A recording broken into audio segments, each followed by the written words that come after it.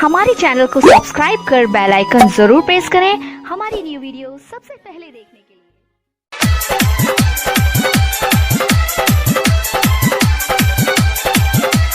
DJ Manish Raxaul. छठी मैया तोहरा दर्शन देवे के पड़तो। छठी मैया तोहरा दर्शन देवे के पड़तो। हमर डूबल जाए डाला बा उबार पड़तो। हमर डूबल जाए डाला बा उबार पड़तो। छठी मैया तोहरा दर्शन देवे के पड़तो। हमर डूबल जाए डाला बा उबार पड़तो। हमर डूबल जाए डाला बा उबार पड़तो।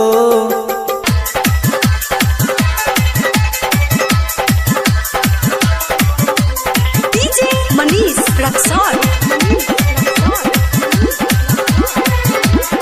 शारदा जगल मन में सुनी छठी मैया। हमारा के दुख पड़ल सुनी छठी मैया। हाँ शारदा जगल मन में सुनी छठी मैया।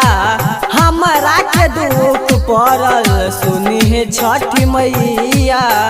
छठी मैया तोहरा दर्शन देवे पड़तो। छठी मैया तोहरा दर्शन देवे के पड़तो।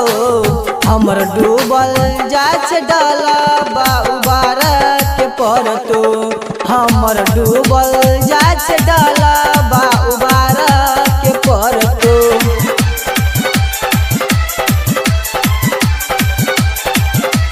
डीजे मनीष रक्सौल।